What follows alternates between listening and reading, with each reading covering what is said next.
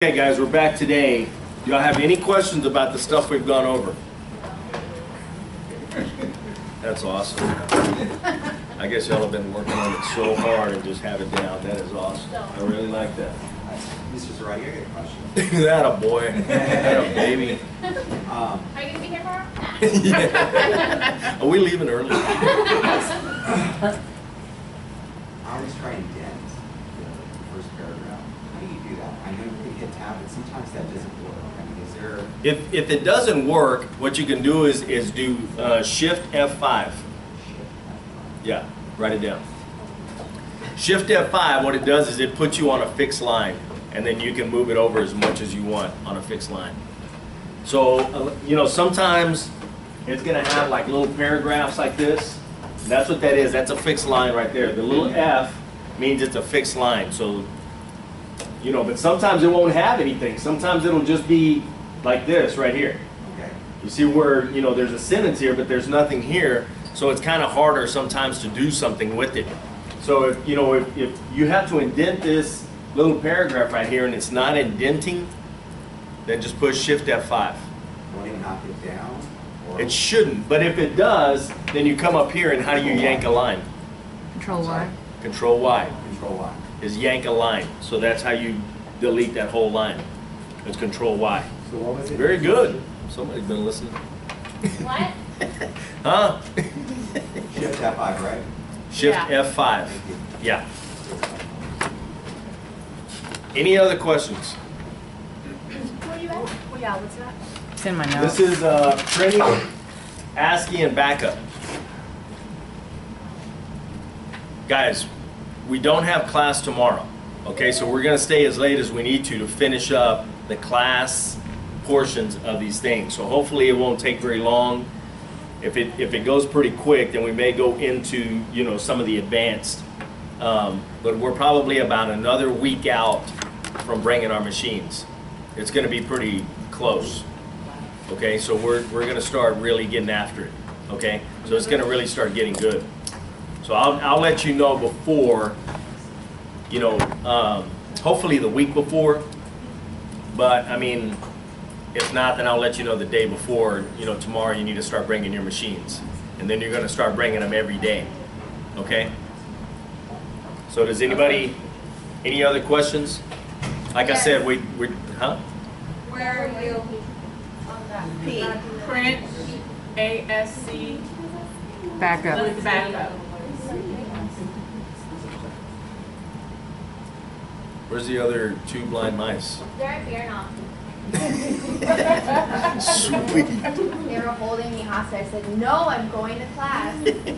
Katie, that's what I like about you. Just dedicated. So dedicated. Very Yeah. good. All right. So now, guys, I'm not going to spend a ton of time on some of these because it's stuff that we've already gone through. Okay, so it's going to get a little redundant, and I'm not going to do that. So I'm not going to waste a lot of your time. I'm not going to waste a lot of my time, but there's some important things in here that we need to go over. Okay, so this is printing, ASCII, and backup.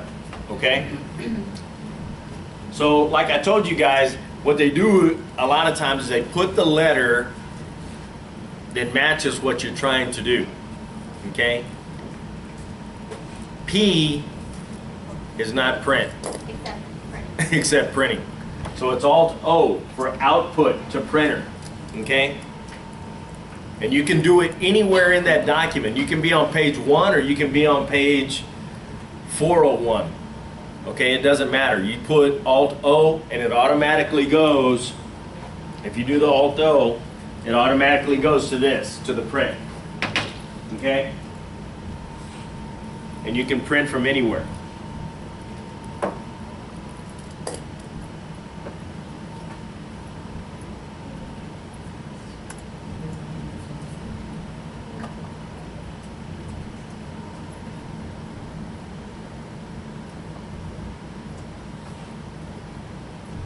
Okay, so they're going to talk about ASCIIs, which I don't even know if they really use them anymore. Do y'all? Yes. Oh, y'all do? I don't know. Oh, huh? Y'all need them? Awesome. Okay. And they're going to talk about file manager. That one's pretty important. Okay. You can do a lot of different things in that file manager. Okay? Bless you. So pay attention. Put attention.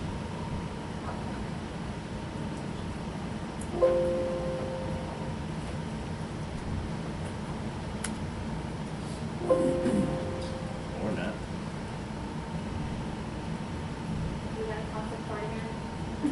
Maybe. Maybe we do. Hit escape and come back into it. Maybe it'll work this time. Plug it in. Don't freak out, okay?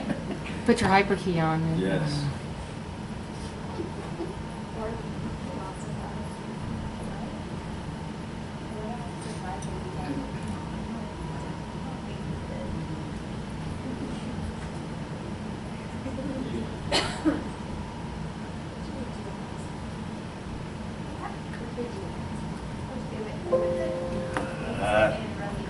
Your hyper key's off. Would that make a difference? No, I guess not because it's alt.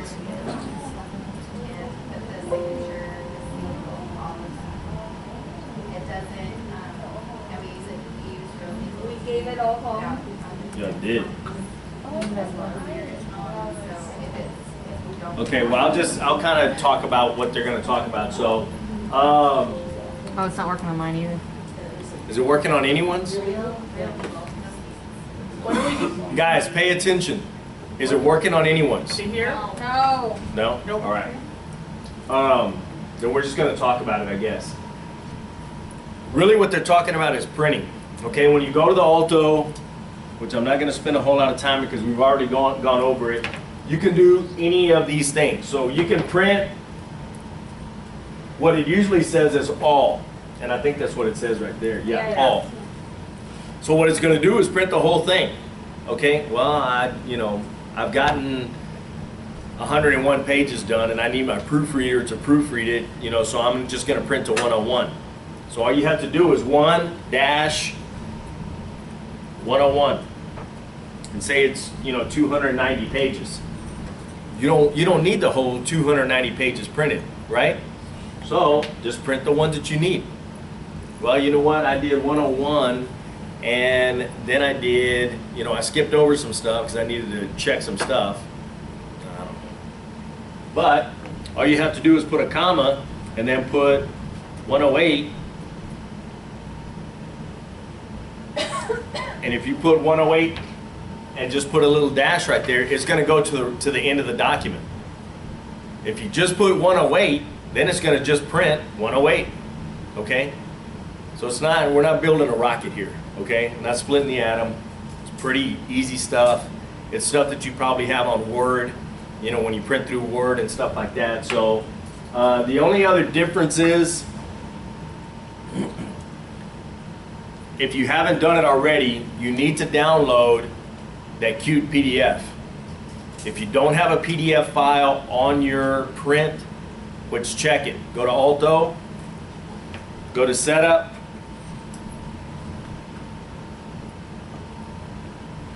and right here you have your different printers, fax machines, whatever. There should be some kind of PDF in there, is there? Yes. Does anyone not? The Microsoft Print to PDF? Yeah, that's Yeah. what yeah. I didn't like it for some reason. I don't think I could get the My cute one to computer work. really didn't like it either, for some reason, with What? Eclipse. So if for some reason it doesn't work with yours, download the cute PDF. It's free. Okay, Google it. It's going to say the free PDF. You go on there, boom, it downloads, and it automatically sends it here. You don't have to do anything else. It automatically sends it here. So when you go to Alto, drop this little thing down, that's exactly what it did. Cute PDF writer. I tried doing that one, I didn't charge. So I couldn't find the free one. No, there's some that charge. So you have to be careful and look for the one that's free. Okay? So it's free, trust me. Okay? But they will try to charge you. So watch out for that. So when you do that, and it's like multiple pages, it can make them all PDF and then email them off, or just save them to a different Really what it's file? doing is saving the job. It's not really printing, like, it's not gonna, I don't think it's gonna cute PDF just those pages. I don't think. I've never tried to do that, like an excerpt. So like an excerpt, I'm going to show you how to do an excerpt where you take it out of there and you can call it, you know, say it was like the deposition of Audrey Salinas, and you name it excerpt Audrey Salinas or whatever, excerpt testimony Audrey Salinas. So you know which job it came from, you know what it's from, okay? And all you do is copy paste into a different file, naming it the excerpt, and that's all you do. Then you can make that little excerpt a PDF. Does that make sense? Yeah. Okay.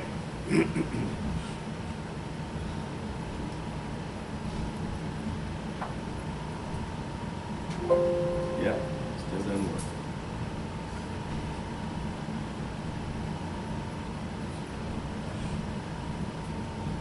Alrighty.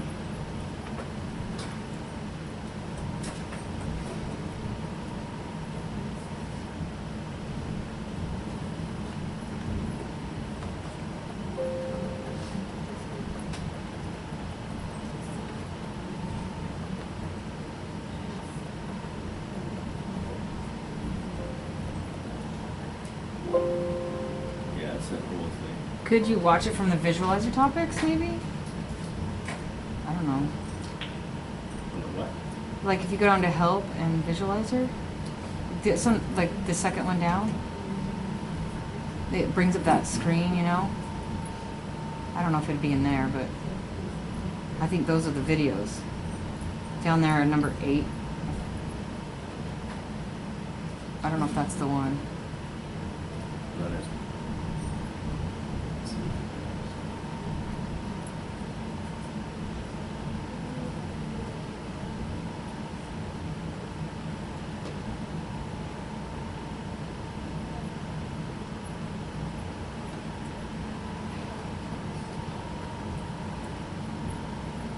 Let's see how to produce ASCII files. Once your document is open, there are several ways to begin ASCII creation. For a mouse lever, you can click on a toolbar icon. You can also open the production menu and select Output to ASCII. If you'd like to avoid the menus entirely, there's a speed key, Shift-Alt-O, as in output. In this case, you're outputting to a file rather than outputting to a printer. Here is the Create ASCII dialog. By default, the system would include all the pages of your document. But you can indicate specific pages only. If your file includes... Well, I guess that, well, we were talking about the PDF, not the ASCII. On the ASCII, you can select different pages. several volumes, you can specify which volumes you want included in the ASCII, or which pages within a specific volume. The default is to produce a standard page image ASCII.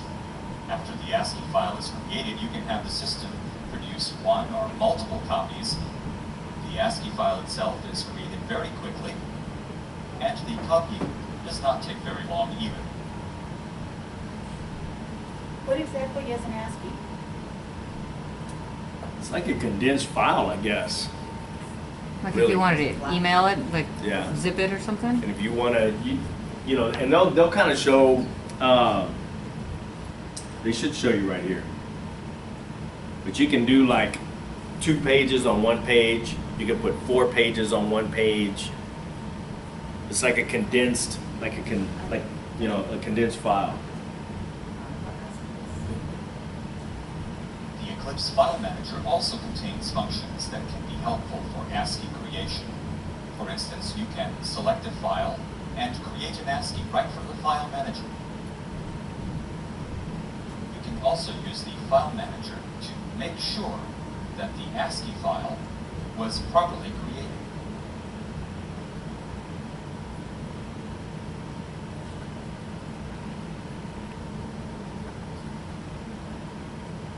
Let's examine a few of the options for ASCII file creation.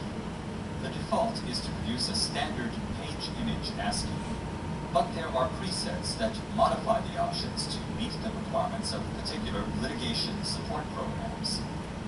For instance, you would select Case View. to provide a final transcript that a case view user could synchronize with notes taken during real-time proceedings. You can also add a style preset that remembers options that you use frequently. For instance, if I produce a rough ASCII, I like it to be completely capitalized with the page number at the top left and the words draft copy appearing next to each page's number. This style preset will now be available whenever I need it. And you do that because, you know, like say you take a proceeding, they say, you know what, I need a rough draft right now. Okay. Well, one, make sure you get your money up front. And then that's how you do it, is produce it in an ASCII to be able to give it to them. And then I would put the rough draft on there so that people know that, you know, one, you're not going to sign it. So it's not going to have like a certificate page or something like that. So it's not going to be something you're going to certify to. It's just a rough draft copy of what you have, and they kind of know that it's a rough draft, but you know what we need? We need it. Okay. So surprised it didn't have more.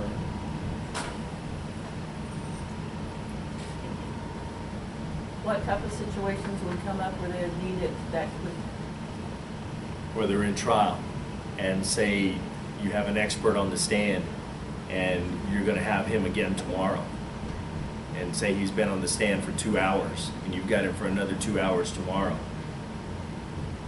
It's just to So you go don't over repeat his yourself? testimony, to maybe impeach him, or to go over testimony of stuff that he's already gone over that you don't want to go over again tomorrow, or to get more in depth with something that maybe you forgot to ask him.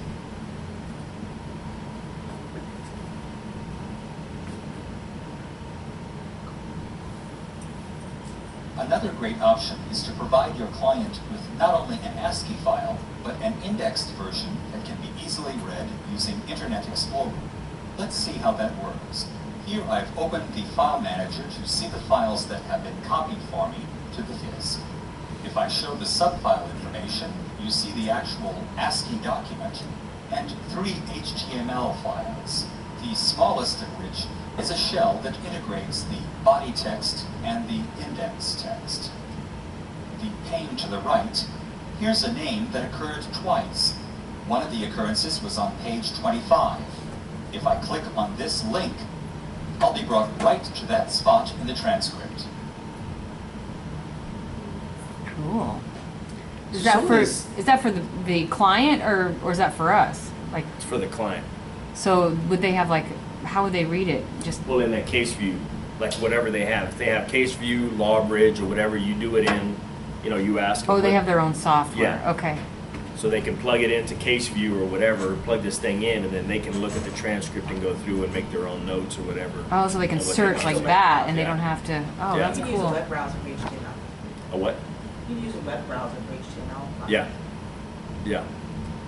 So. Is there a it's actually security pretty issue cool. though with that? I mean, Once you hand it over, can they? Well, that's why you put rough draft on there. You know, because it's not a final copy. You put your name on it, now it's final. You know, and that's why you send it in PDF. And people can go through there and kind of crack PDF, I guess. You know, Yeah. if you know a computer well enough, you can crack a PDF and get in it. You know, but PDFs are really so that people can't really go in there and mess with your work. You know, but if somebody really knows a computer, they can do it. But most people don't, and most people don't want to do it. You know, they just need it to read it or whatever. So they're not trying to. Well, you know, this is what I have, and that's what you sent me, and you know, it said not guilty. You wrote guilty, and come on, you know.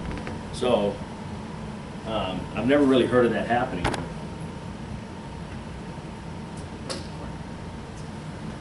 Let's see how to create PDF files with Total Eclipse.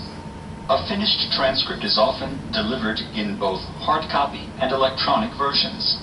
Many reporters simply send an ASCII file to their firms.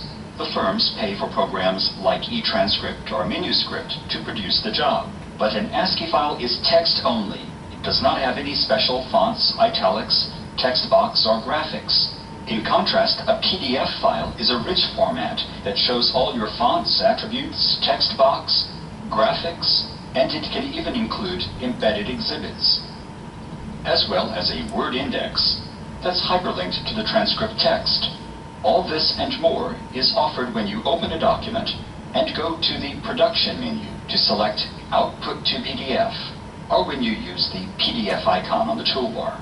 Other visualizers will discuss this dialog in detail, but first let's see how the Eclipse PDF can include your auto-indexed items. And I'll add a few other print image options at the same dialog where you would go to print to paper. In this demo, I'll even ask for a concordance, a word index, at the end of the full-size transcript. And I want time codes included. Okay, now let's create the PDF. It's an electronic version of what I would print to paper. Plus, Eclipse has automatically created bookmarks for my index of examinations and exhibits. Here's a link to an examination on page 73. And here's a link to Exhibit 2 on page 8. And here's an item from the concordance. Clicking on Mr. Payton's name opens up the Adobe Reader search so that the links have a bit more context. It's easy to use without the expense of a third-party program. Let's take a quick look at how PDF creation is integrated in the Eclipse delivery dialog, which is treated in detail in a separate visualizer. For the moment, I'll uncheck the tasks that relate to printing to paper. I only want to show the electronic delivery, and especially the bundle. Deliver. The PDF files are being created, the ASCII file was created in the background, and an email message has been prepared with just one PDF file attached. Let's open it.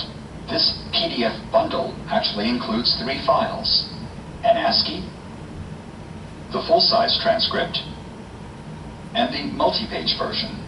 A client could always open a file and save it separately, but the bundle is a very convenient way to deliver your transcript in a format that can be opened with the free Adobe Reader. Really, I think we got too far. I think this is in the advanced. Yeah. So I think we've kind of gone too far. So I'm going to kind of go back.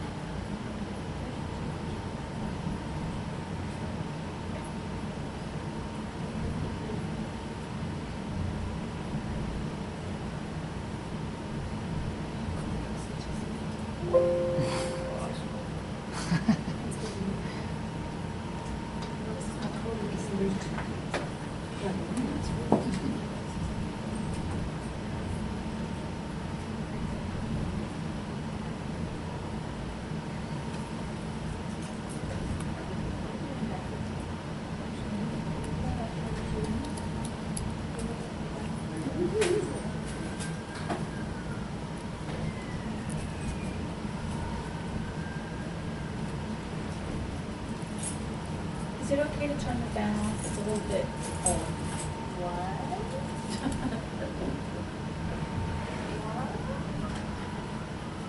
Okay, yeah.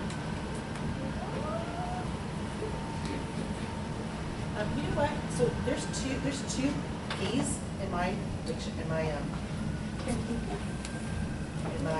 thing. And if you go to the second one, the videos play. Oh. So there's 2 of them, but it's the same thing. I think it's the same thing when you pull it up. The text is the same anyway. I only have one. Oh. Do you have 2 P's in yours? Right here? Yeah, so do the second one. That one works.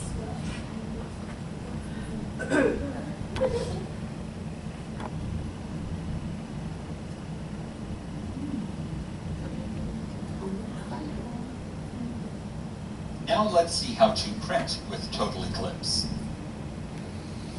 Within Eclipse, the option to print will be grayed out Thank you. if you don't have a document open. So do we do that? By default, Total Eclipse Or you presumes can to just print watch. your entire document, Or that? although you can use the Current button if you only want to print the page where your cursor is currently located. If your file is containing several volumes, you can print specific volumes or print specific pages within a single volume. Draft printing is also available. This would omit your text box and footer, but it would include comment lines, so it's a way for a scopist and reporter to print out the messages they might be exchanging. A draft printout can also include a watermark that might have the text draft or do not copy, but remember that your watermarked text will only appear if the darkness is set above 0. Choose the darkness that works best for you. Here's a page from the final version of a transcript. Here's a draft version of that same page. The text box and the footer have been omitted, and here's the draft version using a watermark. Did y'all see the Now differences? let's see how to print. Did y'all see the difference? I didn't spend a whole lot of time on it because it's not that big of a deal. You can save a little bit of your toner by doing this. You know, if you're going to do the draft, I really don't know what it's for. I mean, like I told you guys, I print everything to this day. For those of you that came in early, those of you that didn't, anyway, I was proofreading on a hard copy. Okay? I always do it, always. Because I'm telling you, stupid little mistakes come up, and it doesn't always show on the computer. And you're going to see once we get started in this and we really start using the machine. Well, one, I think you've already seen it probably on some of your tests. You know how things happen, it doesn't look like it. The Q is right here, there's an empty space, and then there's an A, and you didn't pick it up and you printed it like that. Well, guess what? On the state test, they're probably going to count off for that. They probably are. So you guys have to start proofreading your stuff better, okay? And it's little mistakes, it's running the spell check, it's running all of that stuff. If you have any questions, one, Google it. God, I mean, it doesn't take but a minute. And if it has a red line under it, guess what? It's probably wrong, okay? But, I mean, little things like that are going to cost you a test, okay? So take some pride in your work. Take your time. Take some pride in it. Do these little things that you need to do, okay? But always print your work and look at it. Any questions about printing?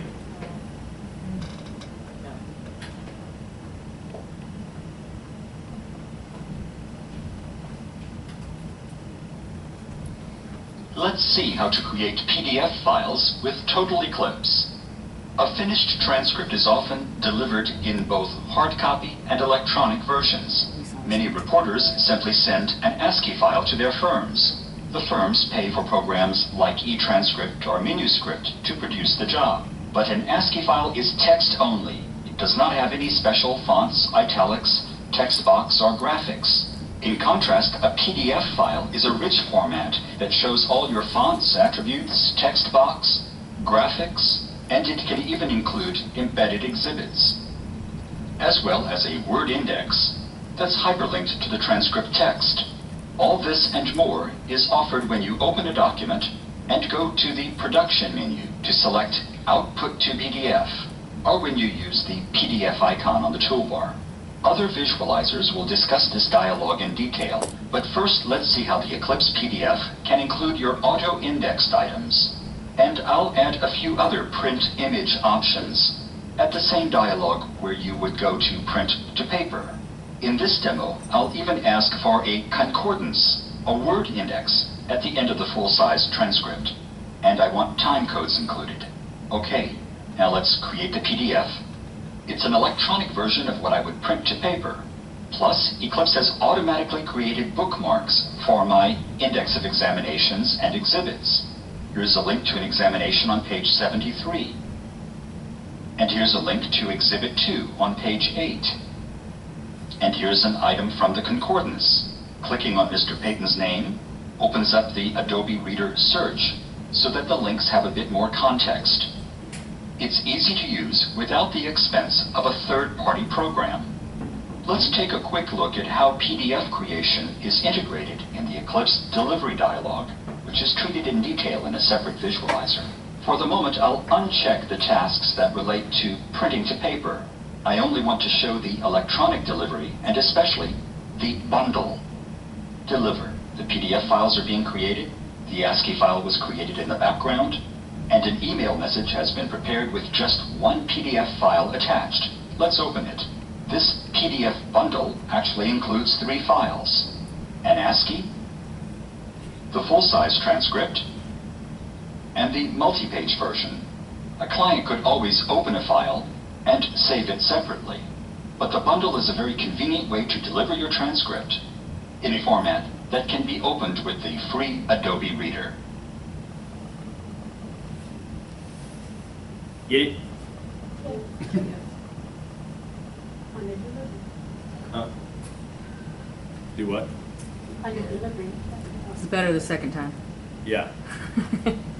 I mean, you know, and it's stuff that usually, you know, your office is probably going to do for you anyway. So they already kind of know how to do it. But so that you know how to do it, that's how you do it. So if you want to bundle it, you can make just an ASCII, but you can do this kind of in your file manager too, which is Control F. Control F will take you to your file manager, click on a certain job, and in the thing, let's see if it'll do it. Yeah. So you can click on like a certain job or whatever, and then just right here where it says produce an ASCII, where it says ASCII. Under ask, yeah, I didn't have that, what is it called? Video. Yeah, where it has a click-on option to choose, I guess like a preview for somebody with a copy or whatnot. I don't have that option. So if I do the. Under what? Shift control. Under standard page, where it gives you numbers, case view, summarization. I don't have that, The ASCII? I don't have that option. What option? I don't know what it's called. That's all the options that I have. What do you want? Just to let them know that it's just not the official one. Oh, if it's in an ASCII, It's just Shift Alt O. Yes, I got that part. And it's not in there? Under the drop down, Oh, I see. where it says the, Presets. yes. Do you see, is there a rough ASCII on yours down there? Not that I saw.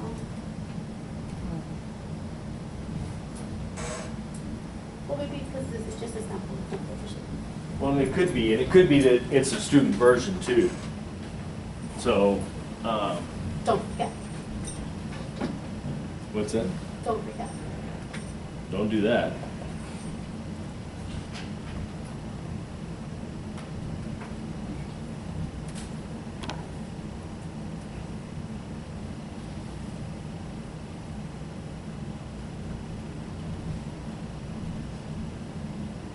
So you don't have anything.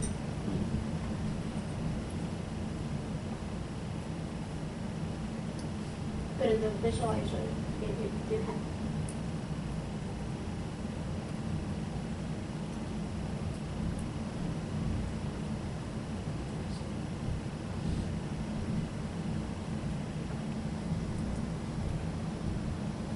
Let's see how to create PDF files. It does not have any special fonts, italics, text box, or graphics.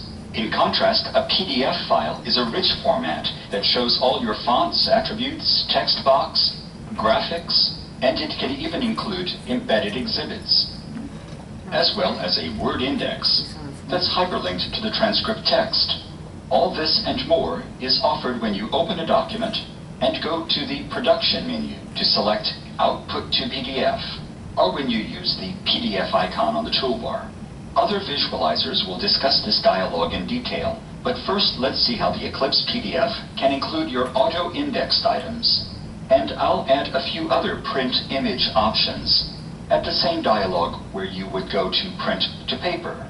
In this demo, I'll even ask for a concordance, a word index at the end of the full-size transcript. And I want time codes included. Okay, now let's create the PDF. Okay, I remember. It's an electronic version of what I would print to paper. Do what? No, right along. No, I mean, I want to answer your question. I just, We'll ask a real question. huh? What did you say? Tired today. I think she said, let's move on. Yeah. Yeah. Okay. I just had no make. All right, moving right along. Thank you.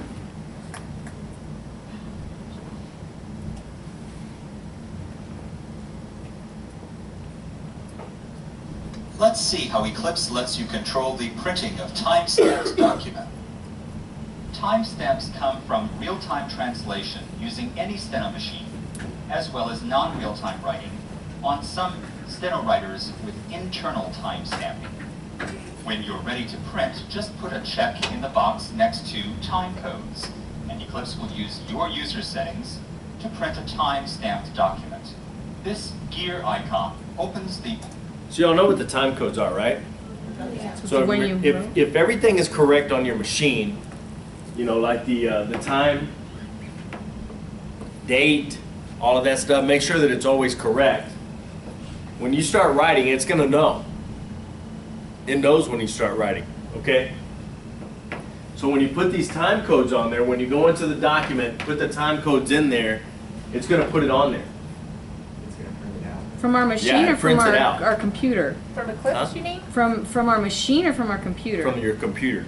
Okay, so for our computer, the date and time are correct. But the it'll- machine is what keeps the time. How do you The machine fix keeps the that then? time, huh? To go How into do you settings. fix it in the machine?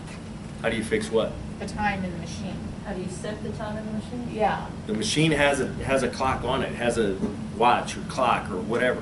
Built So as long into as the it. time is correct, then you're good. Okay. Is that what you're asking? That's what I'm asking. I guess how would I know to fix it?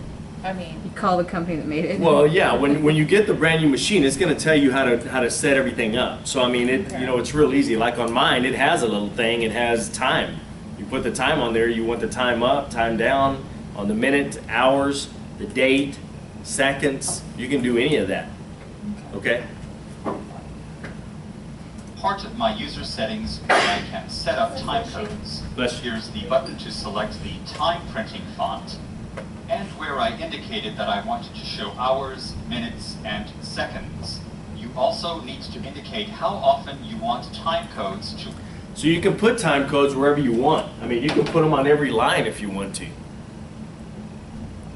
A little ridiculous, but I mean, whatever. You can put it on every question, every 5 lines, every page.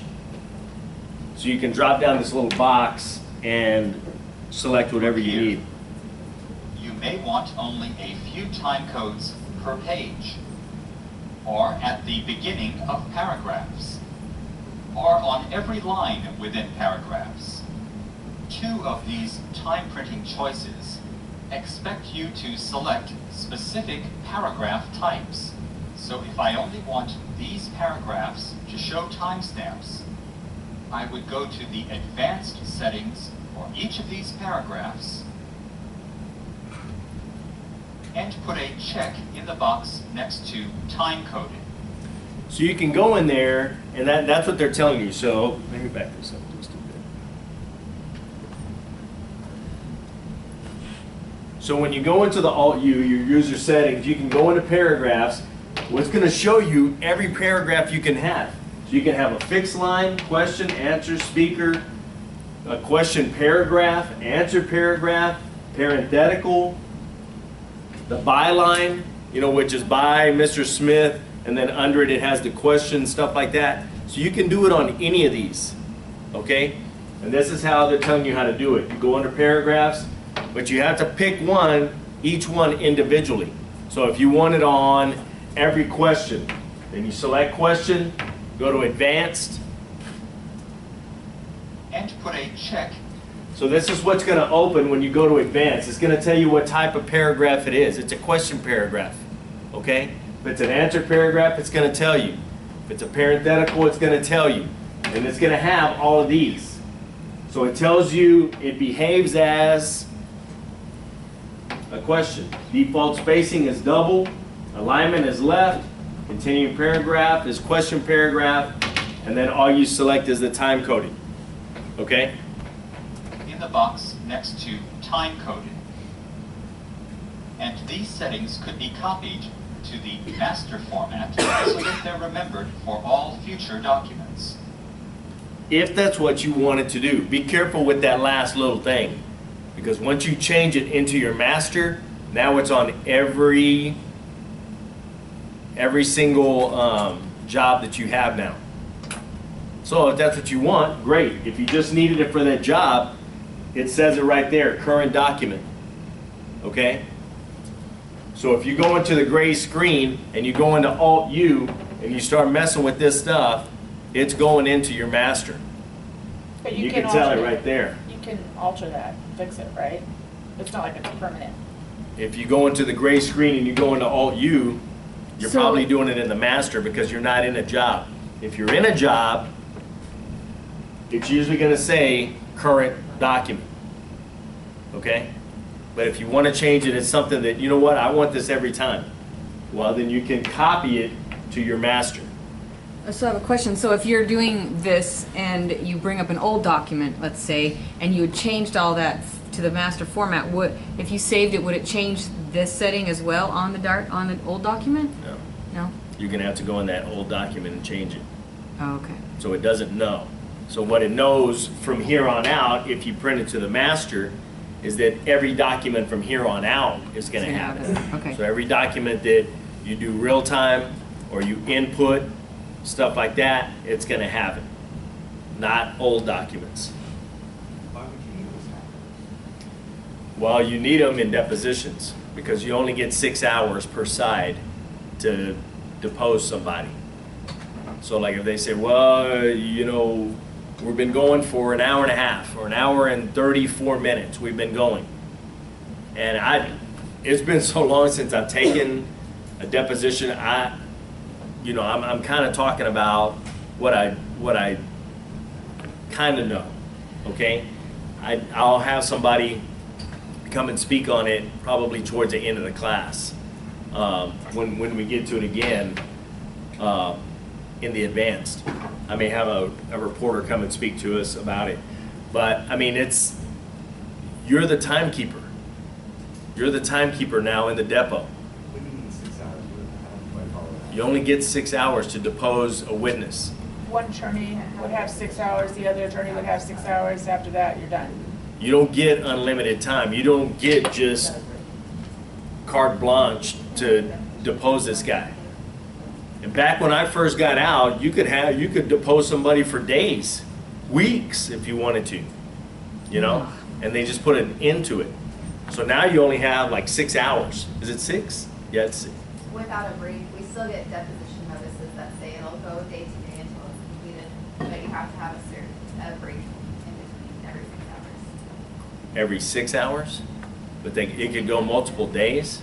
Did you say a break or a brief? Break. Oh, okay. A brief break. Well, see, yeah, and I'll have to get somebody to come and speak to it. Maybe, you know, somebody from y'all's firm can come and speak to it. But, you know, from what I understood was you only got 6 hours, and if you needed more time, you had to go to the court and ask for more time. That was my understanding of what it was. I don't know if that's really what it is or not, but I'll get somebody to come speak about it. But, yeah, that's why. That's why you need, you know, because it tells the time right here. That's why you need it time-coded. Well, I don't think it took that long. That's what time we went back on the record at 13:47:47. Oh, okay. So, I mean, the machine doesn't lie. Unless you're, This is at the time one. yeah. Then you better be prepared. You're gonna have some splaining to do.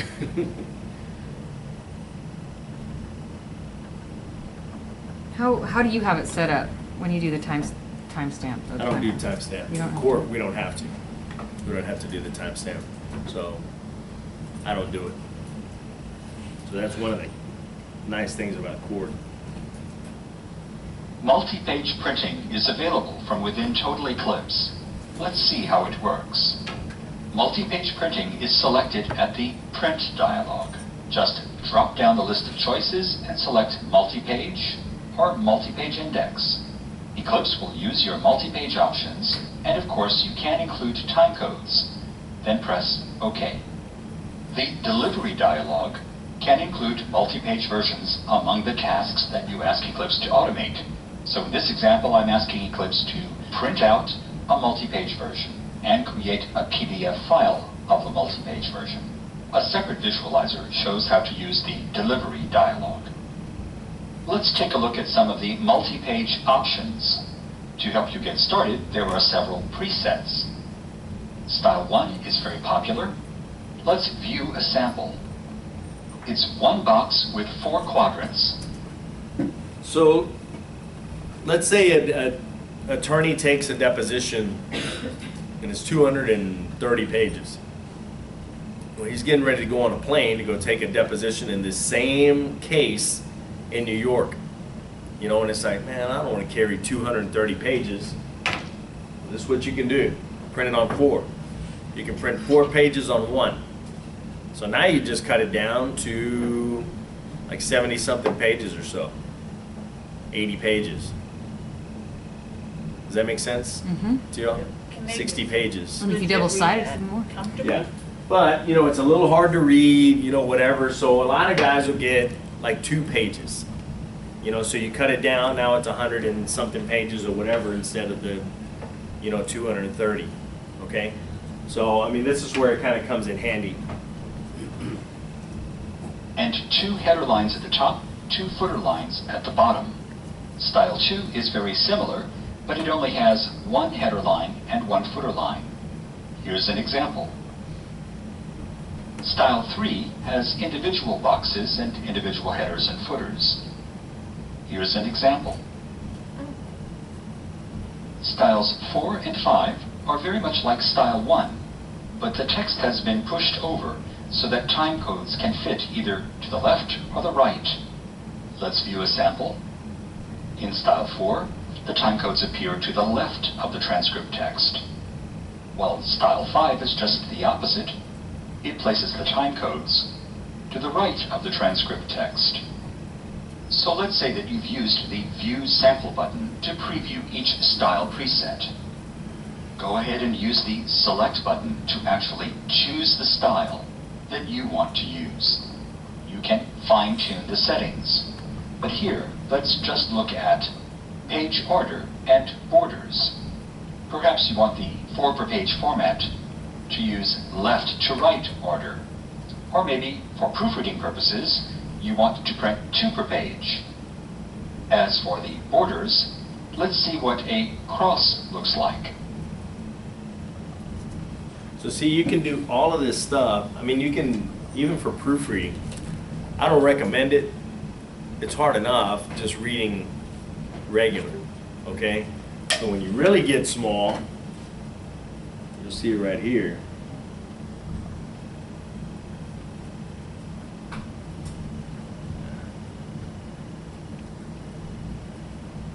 Looks like. See? If you have great vision, help yourself. So Okay. like the work you had today that you were reviewing, that was one page One versus page. anything like that? 1 page. You know, and I want to see the whole thing. And you can, you know, but I want to see it like it's going to somebody. I'm gonna email it to someone and they're gonna print it. This is exactly what it's gonna look like. And that's what I want it to look like. Okay? So I'm gonna know exactly what they're getting. All right? Whereas this, you know, you could miss something, I don't know, you know? And for an even simpler format, you can say borders, none. A good way to experiment with the various choices is to output to a PDF file instead of printing to paper. A separate visualizer is devoted to PDF creation.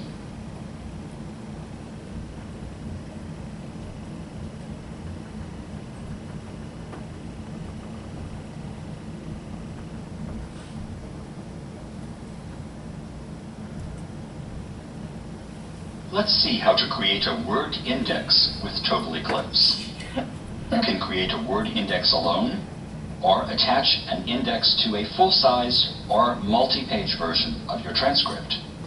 These options are available at the Print dialog, at the dialog to Output to PDF, where you can select your print image options, and also the delivery dialog can include word indexes as part of the tasks that you ask Eclipse to automate. In this example, I'll use Output to PDF, Print Image Options, and click on this Options button to explore the setup of a word index.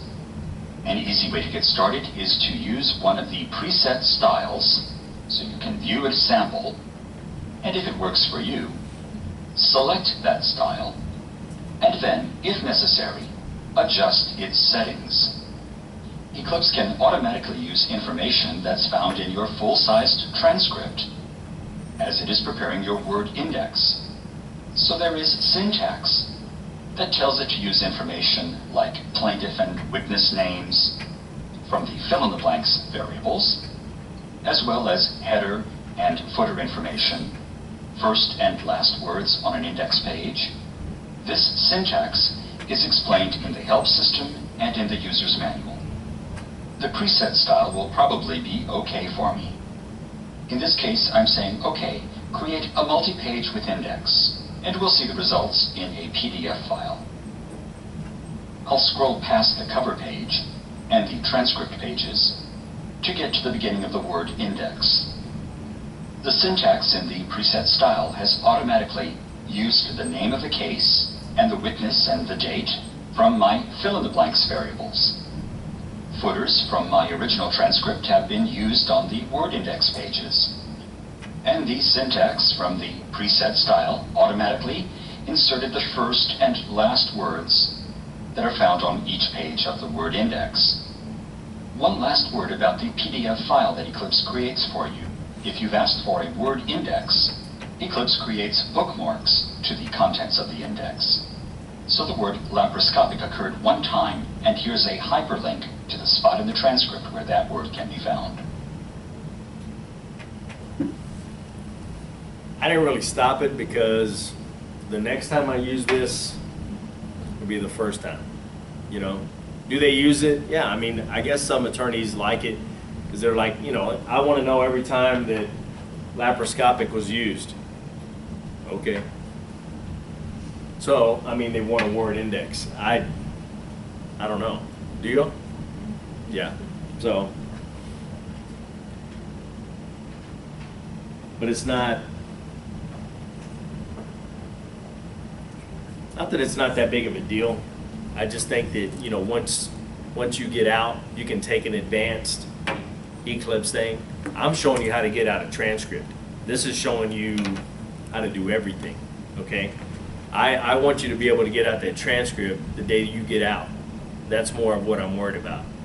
You know, doing some of this other stuff. Like we skip past the indexing. We're not doing indexing. That is, I had a guy the first time that I taught this class come and speak on it. Holy cow. Yeah. I was more confused when he left, and the students really didn't know. So, you know, is it good? Yeah, I mean, if you know how to use it, but once you get out, you can take an advanced Eclipse, and they'll show you how to do it. To this day, I don't use it. I still don't use it. So, but if you want to learn how to use it, you can. Let me know how it works out. Maybe you can teach me. Once you ask Eclipse to print a document, Microsoft Windows is in charge. So let's see how to stop printing. Look for a printer icon in the taskbar of your Windows desktop. It's probably in the lower right corner of the screen. If you click twice on the printer icon, you'll see a list of the documents that are being printed. You can select specific documents that you want to stop printing, and then press the delete key on your computer keyboard, or right-click and select cancel. But you can also cancel all printing by going to the printer menu and selecting cancel all documents. After a little while, the printing will stop. And what we've shown you here applies to other Windows programs as well, not just Eclipse. I think most of you know how to print, you know, and have had dealings with it or whatever. Most of the time it's real easy just to push the button on the printer that says stop, and it usually stops it within a page. You know, and I think my printer at home prints like 30-something pages a minute or something like that. It's, you know. So if not, once you read that job in there, it's printing the whole thing. It's going to print the whole doggone thing. So if you don't stop it, it's just going to print the whole thing. Okay? You can even get out of that job and it's still printing because it's already in the queue and it's going to print the whole thing. Okay? So that's how you get it to stop printing. You can right click, you can come down right here, and there's a little icon or whatever that shows the printer. Bring it up, go in there, it's going to show you what's on queue. Select it, right click it, and it's going to give you those options of pausing it, canceling it, stuff like that. Usually if you do it like that, it'll run through about 5 or 6 more pages sometimes before it stops printing. Okay? So the best way to do it, you know, I think there's a button on most of your printers that says stop printing. So that's usually the easiest way.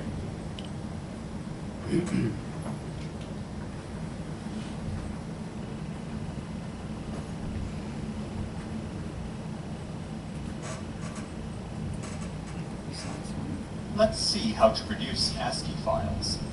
Once your document is open, there are several ways to begin ASCII creation. If you're a mouse lover, you can click on a toolbar icon. You can also open the production menu and select Output to ASCII. If you'd like to avoid the menus entirely, there's a speed key, Shift-Alt-O, as in output. In this case, you're outputting to a file rather than outputting to a printer. Here is the Create ASCII dialog. By default, the system would include all the pages of your document. But you can indicate specific pages only. If your file includes several volumes, you can specify which volumes you want included in the ASCII, or which pages within a specific volume. The default is to produce a standard page image ASCII. After the ASCII file is created, you can have the system produce one or multiple copies. The ASCII file itself is created very quickly, and the copying does not take very long either.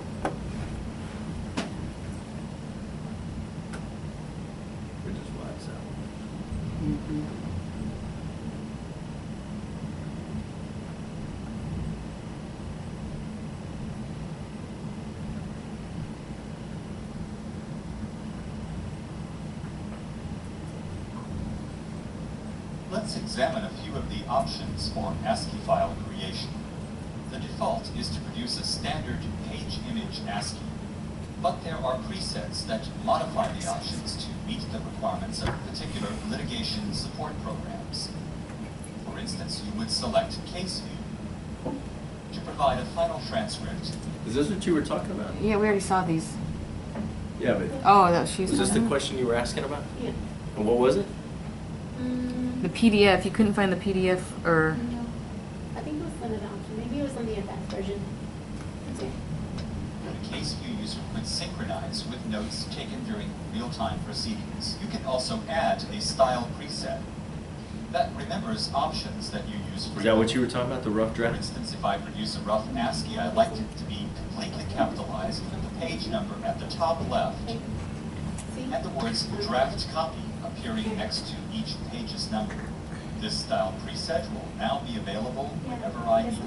Because I'm still on it. Were you going to the ad? That's all it was. Yeah, going to ad. Do I type it in? So it's in a drop? No, it should be in there. It should say rough draft at the bottom. That would just be adding your own presets to a rough draft if Yeah. you wanted to use them over and over again. I think is rough ASCII in there? Because mine has rough ASCII or whatever. Yeah, I have that too. Yeah. Rough ASCII? Yeah. Maybe it's the ASCII with the water, the rough. The ASCII. On the automark. Rough ASCII. Mine went right to the gutter. Sounds like a cat I went to school with. Rough ASCII. Jeff, rough Let's see ASCII. how to use the Eclipse File Manager. If you're a mouse lover, you can click on an icon of the toolbar. You can also open the Tools menu and select File Manager. There's also a speed key, Control F. The Eclipse File Manager includes a button which is a gateway to Windows Explorer. However, you probably won't need to use it very often. The first purpose of the File Manager is to make many Explorer functions more easily accessible. For instance, you can easily move an entire group of files. So this thing is pretty cool. You can do a whole bunch of stuff. You can move stuff, copy stuff, rename it. So if you want to go in there and somebody asked me the other day how you rename a file. I think it was Melissa. Was asking me how you rename a file. This is how you do it. Control F, go in here, and let's just say it was 62503, and that's what it says over here. Well, I wanted to read Hall Bridge Depot 2. Okay? Click right here. Click rename, and it's going to open up a box, and it's going to ask you, what do you want to rename it? I want to rename it Hall Bridge Depot 2, and that's how you rename it.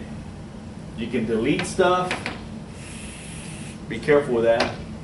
Restore, I don't know. I've never really restored stuff, so back up. So you can back up all of your files too, like onto a Thumb drive? no, onto Dropbox? like a bigger external hard drive. Dropbox or something. Yeah, but you can do it onto a thumb drive too. So you plug your thumb drive in there, and it's like, you know what, I want to back it onto a thumb drive. Well, okay. I mean, you can. Click on it and just move due to, what is it, backup? I think it's backup. And then it's going to open up, a thing and ask you where you want it, which they just showed it. So right here, it's going to come right here. So really bring this thing all the way down, and it's going to show, you know, like when you have your thumb drive in there, that you go to outputs on your thing, and it shows the little black line, and it shows that you have your thumb drive in there. Click on that one, press OK, and that's how it. There's so many ways of doing it. You can do it a lot of different ways, okay? But this is one of the easiest ways, is through File Manager. Is that how you would back up your dictionary, or back up your dictionary from your machine to your computer where they flash? These are. No, They're there's a totally different way of inputting your dictionary onto your machine. There's a totally different way of doing that. This is like if you're going to do it onto a thumb drive, or you're going to do it onto an external hard drive, stuff like that. So these are just the files. Awesome. I'm sorry? These are just the files, Yeah, these are not files. the dictionaries. But, I mean, it's going to show you all the files that are in here. So it has the note file, it has the ECL file, your dictionary, WAV file. So it shows all the files on there. So you can go on there and say, you know what, all I want to do is just back up the WAV file. Okay? Come over here, click on that, and it's going to back up the WAV file. So easily rename an entire job with all its subfiles. So if you go in here and click this, it's going to do all of these files, okay?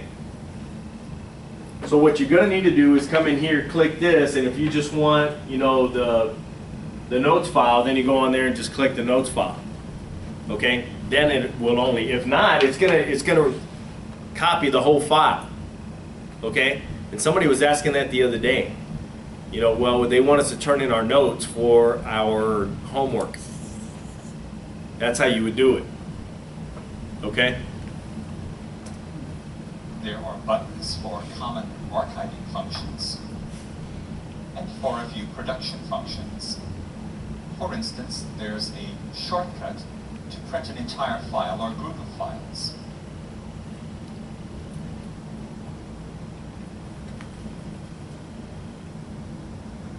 Got it? Yeah. Well, I'm seeing I have some job dictionaries here, so I guess you could back up the job dictionaries, like, because they're in here. Not my main one, but they're my job dictionaries. Are Yeah. showing you. If you've created a job dictionary, everything's going to be in there. Everything that you've done should be in that file manager. Okay? So, yeah, that's my main one. Let's see how to use the delivery dialog. within Total Eclipse. You'll find it at the bottom of the Production menu, or perhaps as an icon on a toolbar.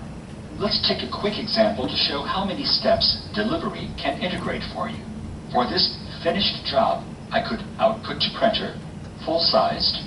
Second, output to printer as a 4 per page with index. Third, output to ASCII. Fourth, output to PDF. Fifth, go to the file manager and copy to email, and perhaps do a few other tasks as well. Instead, I could simply select Delivery and let Eclipse take care of the tasks for me. There's the printing. There's the creation of the PDF file. An ASCII file has been created as well. And here's my email message that is ready with the files attached. Really easy.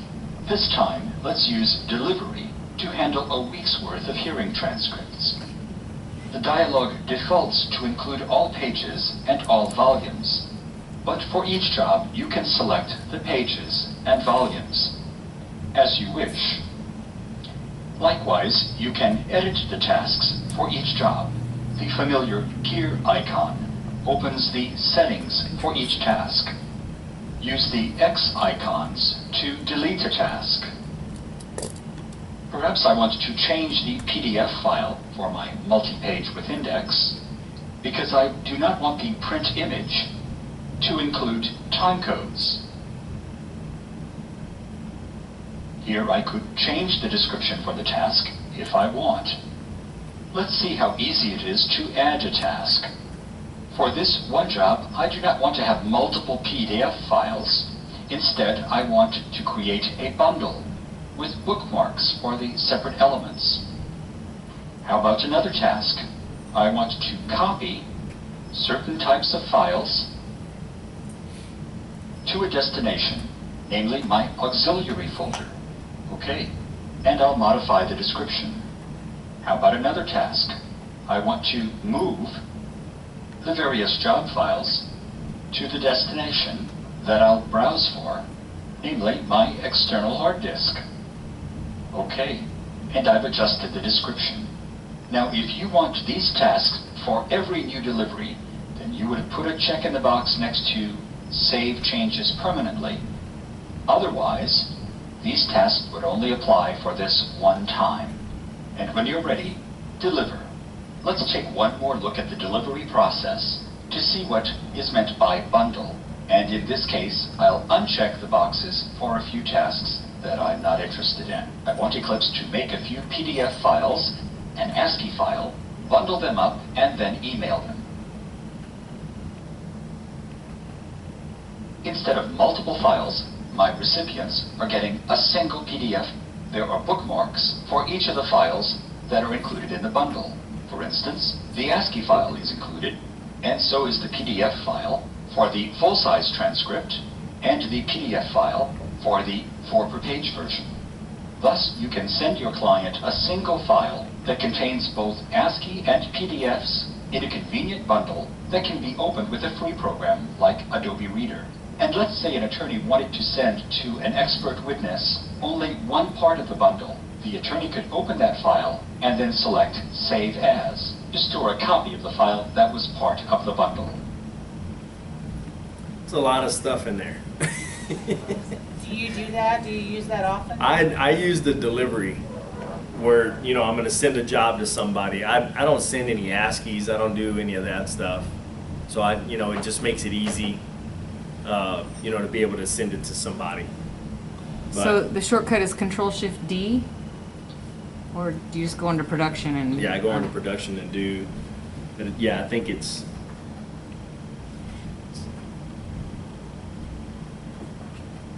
Yeah, Control-Shift-D, that's what it says. yeah. And I'd have to open a file, it's just coming up, and so I'd have to open a file that I'd want to deliver, I guess. Yeah. Okay.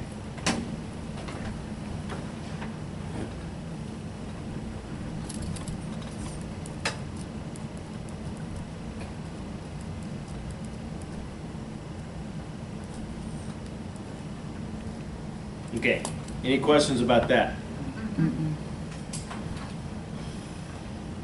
Do they sell an Eclipse for Dummies book? Yes. They'll have like a 900-page printout you could do. But now that you know how to do multi-page, you could cut it Yes. down Yeah. and then get your magnifying glass out.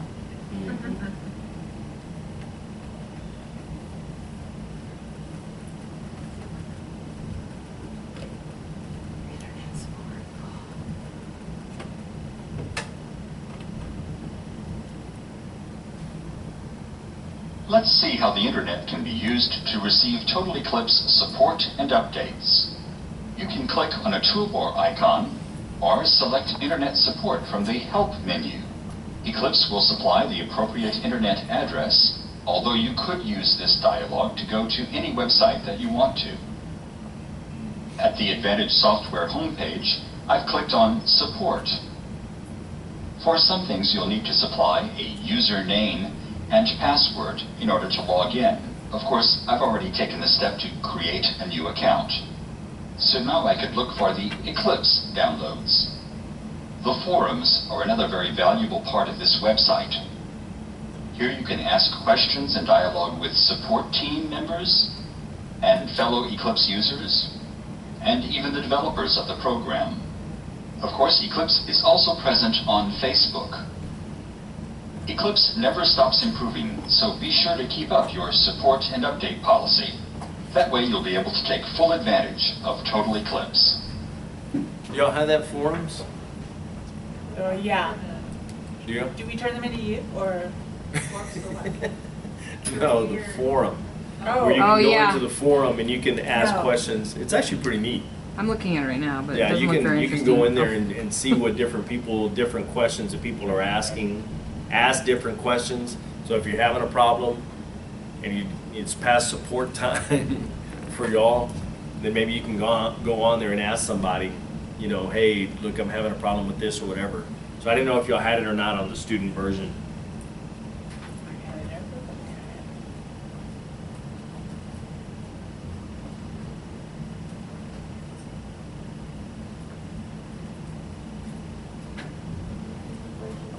Alt-B?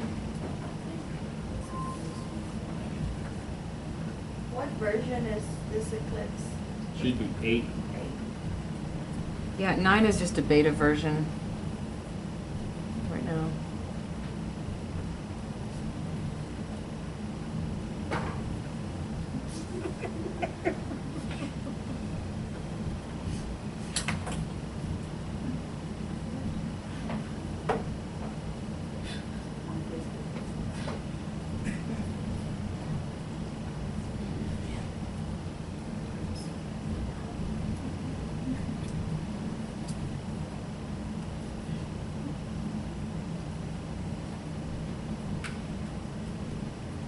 Are you required to do CEUs every year? Every 2 years. Every 2 years? How many do you have to do? We have to do 10 hours. Is that standard for the courts or is that standard for No, it's standard for court reporters. in general Texas all over? court reporters, yeah. Mhm. You have to 10 hours every 2 years? Yeah, to keep up your license. So you don't want to let that lapse, I promise. Because there have been some people that have let it lapse. We'll get it. And if you let it lapse,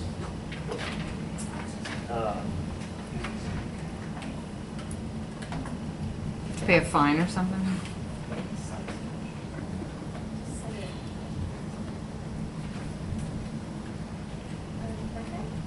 they, no, it all depends on how they feel that day, I guess. But, I mean, they could make you retake the test. And I promise you, and you'll see when you take that state test, you never want to take that test again. Ever. Ever. And you have to take it how often? Well, you shouldn't have to take it again. just have But to if take you let your license lapse, which not renewing your CEUs every 2 years would lapse your license, and you can get hit with a fine. So, I mean, it just all depends. I had one court reporter friend of mine who let his lapse, and they said, well, I mean, you pay this fine, and then you come take a 180 Q&A. They were kind of nice that day, I guess. Whatever, but whatever. But I mean, they could make you take the complete test over again.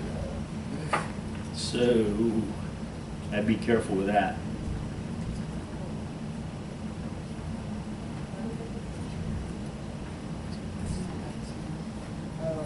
The simplest paragraphs within Eclipse are called fixed. Here, let's look at their margins. Create a new Eclipse document, or press the Enter key when your cursor is at the end of a document, and a blank line will be added. Sometimes proceedings begin in such a rush that the reporter just starts writing, and the result might look like this. The text appears to spill off the page. Let's see why that is. User settings, paragraphs, fixed, and the right margin is set at 80. So the text wrapped right off the page. But that will be corrected as soon as I change this fixed paragraph to a question or some other paragraph with narrower margins. So should fixed paragraphs just not be set to have such wide margins? Not necessarily. Here, these blanks are being allowed to exceed the page boundaries, at least until they're filled in. So fixed paragraphs are perfect for the style of the case. For a paragraph to wrap your text on opening and closing pages, use one of the many available style paragraphs instead of the fixed paragraph.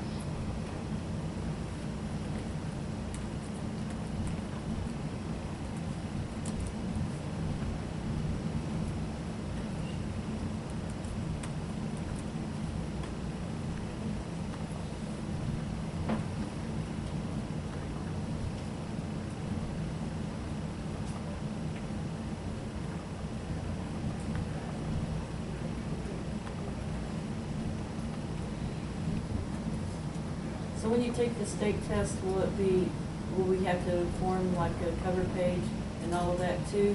Or is it just basically they give us dictation and we do that? It's just like taking the test here. Okay. Yeah. Ready-made and reusable text, like parentheticals and cover pages, are called block files. You can use either your computer keyboard to read in such text, or your steno keyboard for auto code strokes defined in your dictionary. Here's where I'd like to read in the text from my sworn block file. The speed key to do so would be Alt-R, as in read. But you can also click on the Read Block icon on the toolbar, or use the Block menu. Now I'll select my sworn file and open it. And here's the ready-made text that's been inserted for me. So somebody was asking about block files the other day. Who was asking about block files? I might have, I don't know. Yeah, that's what this is. So you go into Alt-R. And I haven't given you the block files yet, but I will give you the block files of like sworn, bench conference, off the record, lunch, exhibit mark, cross-examination, direct examination, all of these. So all of those are block files that you can do on your machine and it'll come out in your transcript. So like you swear them in, but the court reporter doesn't write like you swear to tell the truth or whatever. You just I put just that. do sworn. Oh, and then that comes up, or Well, you have to global it. So put it in Right. your dictionary. So you do sworn, and it's going to come up sworn, and I'm going to teach you how to do it. You global it. You do the E on your, oh, the Control E and to. and then you're going to type. go into auto include. Auto include is going to take you into your block files, and then you select which one it is. Oh, That's and all then it you just do. automatically And then puts it all- in. Every Wow. time you do sworn, this parenthetical is going to come up, or something like it. Whereupon the witness was duly sworn to tell the truth. So you don't, when you solemnly swear that you don't write all of that. And I even have something where the judge says, would you raise your right hand to be sworn? I do raise, and it automatically puts it in there. Raise your right hand to be sworn. I do raise, raise, sworn, sworn. Put those things in there, and I'm just like waiting on those cats. So everything's already in there. So, you know. That's cool. Let's create a dictionary entry that will let me write the word Pay attention sworn right here. twice, and have Eclipse automatically include the text from my sworn block file. Eclipse even offers help for such special dictionary entries. So here So you've already done that. You did the sworn, sworn. Global it. This is what it does. It shows you sworn, sworn. Now you're going to come into special entries. press Control E and then A a couple of times and the Enter key, which tells you. So you go into auto include. Okay? Auto include. And we'll do this again. It's going to come up, but it wouldn't be bad to write it down. Go into auto include. It's already put the prompt. It puts the prompt exactly where it needs to be. Okay? Eclipse to prepare for an auto-include entry. Now all I have to do is type in the name of my block file and put this in my dictionary. And here's the text that was read in for me automatically. The good thing about it is the way that I set it up, if we set it up right, is you do the sworn, sworn.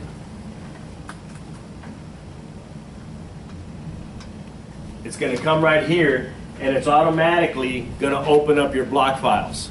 So it's going to come into like right here. Let's see if I can find it.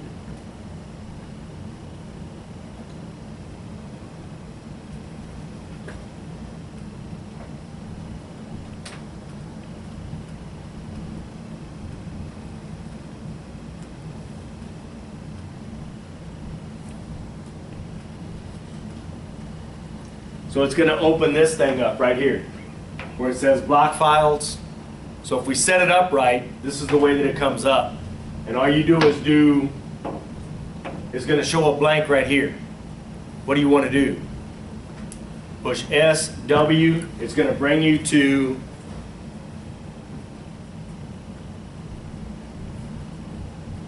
right there. So once you start putting in letters, it's gonna coincide with what you're doing. So I put S. If it goes to S, that's the only S, so it's good. But let's say you have something else in there. Well, I want SW. SW brings you to sworn. Select it, open it, puts it in there.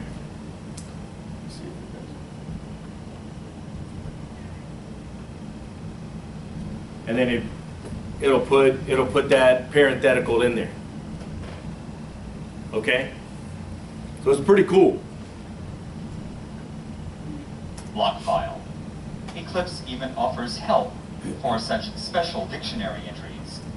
So it's global, special entry, auto include, AAA, auto include, puts it in there, opens up the box, SW takes you to sworn, select it, push yes, puts it in there, automatically does it. So every time you do sworn now, your auto include automatically goes in there. Your block file goes in there. Okay, so here it just says job dictionary. Where are these block files stored? In your main. So I don't know why it says job. Okay, so you just leave it in main and it would go right in the dictionary? It's going to automatically be in main. You're going to Okay. have to change it to put it in a job dictionary. That's what I thought, but Yeah. I just thought that was But I don't know why they put that in there. I don't know. because if it's something you're going to be using with... Oh, most- trust me, you're going to want it in your main. So here I'll press Control E and then a couple of times and the Enter key, which tells Eclipse to prepare for an auto-include entry. Now all I have to do is type there's in main. the name of my block file and put this in my dictionary. And here's the text that was read in for me automatically. Got it? Yep. Yep. Let's see how page breaks and conditional page breaks work. If all you want to do is force a page... Pay attention right here. We're going to go over this again, but this is kind of important, and it kind of goes along with things that I've been telling you about. Don't need to be at the end of a sentence. Don't need to be at the end of a line, stuff like that. This is one of them. Break at this spot so that examination will begin the next page. Then you can press speed key Alt-N to open the print commands dialog. Page Alt-N brings this up. It's really good. You might want to write that down. Alt-N. So, what's that? I'm sorry, what is Alt-N? Alt-N brings up an insert print command. So what it does is it allows you to do page breaks, new page number, a conditional page break, which a conditional page break means, you know, like if you have a direct examination and you're on line 25. How many lines are there in a transcript? 25? It's only 25, okay? So you're on line 25 and it says direct examination, byline, question is on 1 and 2. Is that right? No. No. You want it all on one page. So you would have a conditional page break. So let's say you have direct examination by Mr. Smith, question on the other page, page 1. Is that okay? No. I just threw something out Nobody just to keep the book. You had a 50-50 chance of getting it right. I lost. You lost. All three of those have to be on the same page. Examination, byline, question. Got it? So that's why you have conditional page breaks. Okay? And they'll probably talk about it.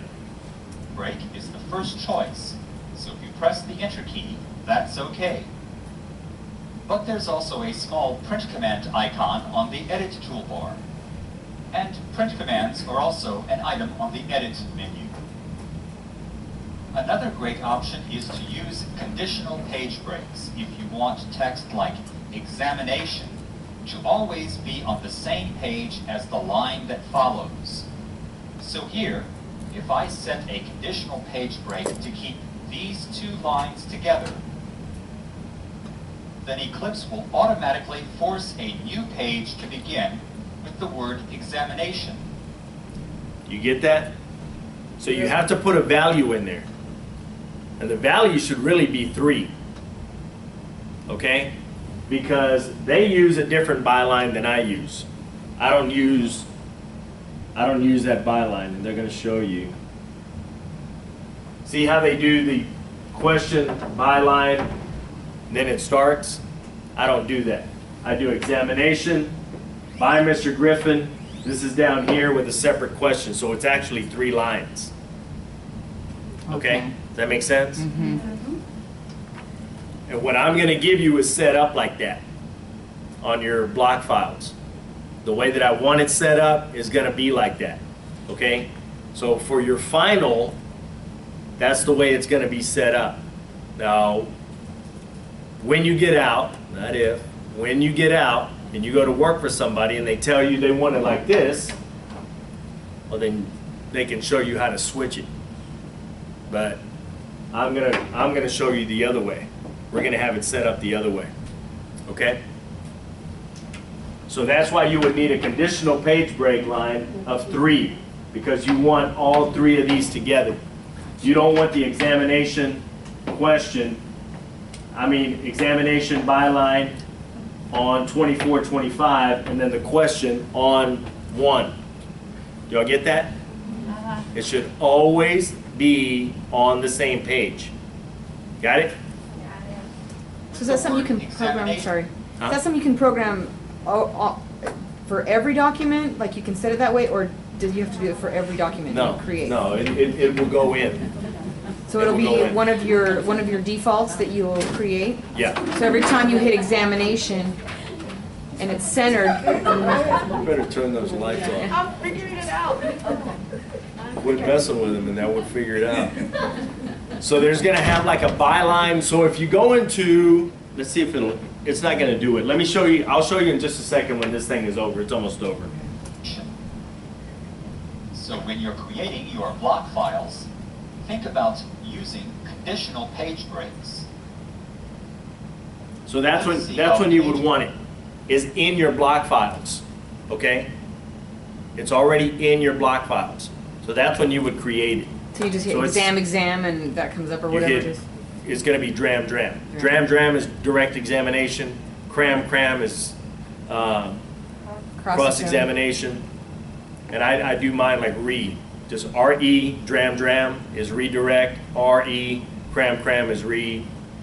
Redirect. I don't know why I've got like a mind block with cross. Thank you though. My lovely assistant helped me with cross and we're good. So cross-examination, redirect, recross, stuff like that. So you just Okay? global it, Shift E, going down, or Control E. Okay, got it. Good to go.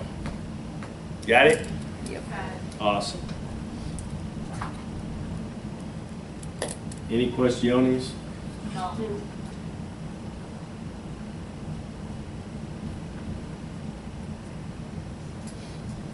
Let's see how Eclipse automatically inserts byline paragraphs to identify your questioners. This first format was used when This is what mine is going to look like. Okay? Now they showed it on the other one that it's by question on the same line. This is what mine is going to look like. Okay, so it's examination by question. Okay? speaker paragraph was immediately followed by a question paragraph. And this second format was used when a question paragraph was immediately followed by a speaker paragraph. Bylines can be inserted automatically during translation. Here the system has recognized the speaker stroke, and when it's immediately followed by a question stroke, a byline paragraph is inserted. You see how it already knows how to do it? It already knows how to do it, so you could have... Keep it moving, lady. So you don't even have to, like, you could be right here. There's a speaker right here. But you know what? This is an examination. It's not colloquy. Okay? This is colloquy right here. When they're just talking or whatever, this is called colloquy. But you know what? This is an examination. Okay, no big deal. Well, you don't have to set all of this stuff up. You already have the speaker. Come right here on J. How do you put a Q in there? F3. F3. You push F3 right there, automatically brings it down, turns this into a byline. You have a question down here, good to go. You don't have to reinvent the wheel. Okay? It automatically does it for you. However, you can also insert the byline during the course of editing. Here I wrote the question stroke, but did not indicate the speaker. So I'll put my cursor at the end of the paragraph before the question and press F2 to select a speaker. And that will insert the byline for me. You see what it did there? It didn't show you, and I wish I would have shown you, but they didn't show you. But that's all you do. So let's say you forgot the speaker, that's all you do. Is you come to the end of the, let's say you just started typing. I mean, they were going fast, and I'll ask another question. Okay, where do you live, Mr. Smith? You got, kind of jumbled up, whatever. You didn't have time to put the speaker. No big deal. Don't freak out. All you have to do is come here to the end of this. You don't want to come here. Don't get on the question and do it because it's probably going to jack it up somehow or whatever. You come at the end of the line, right here at the end, anywhere, and then what opens up your speaker list? F2. F2. F2, pick what speaker it is. Automatically, it knows there's a question right there, so it's automatically going to know to put it into a byline because there's a question right there. Got it? You don't even have to tell it to do it. It already knows. Speaker, and that will insert the byline for me.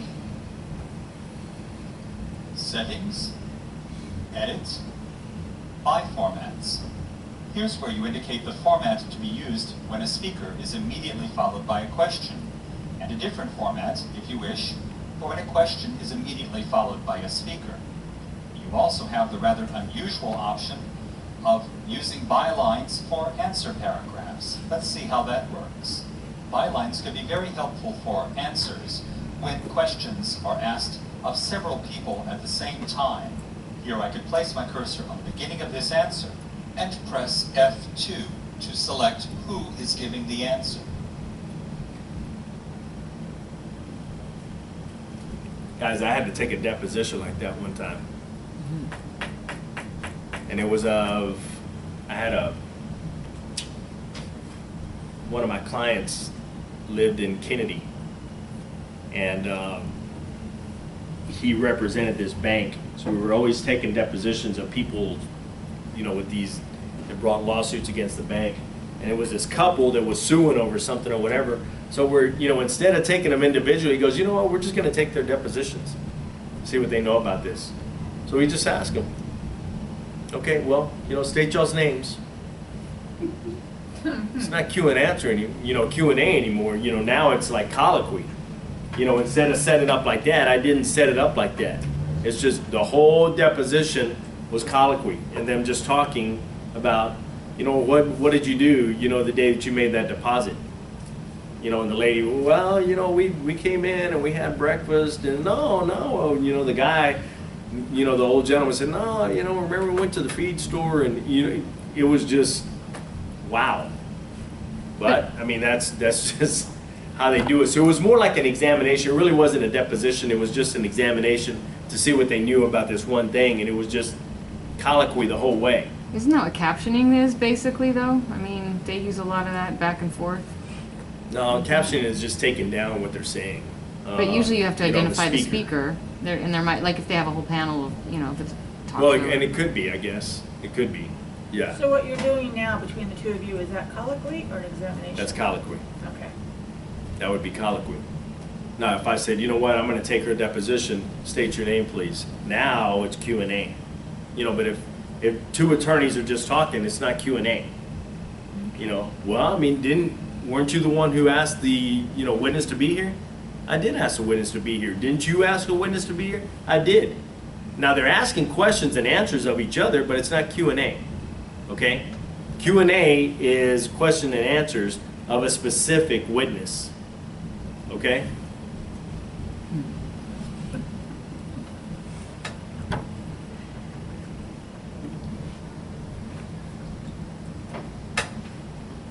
At times you'll want to use bold, italicized, or underscored text. Let's see how to do that. If you only want to use bold printing, italics, or underscoring occasionally, then mark your text and change its attributes.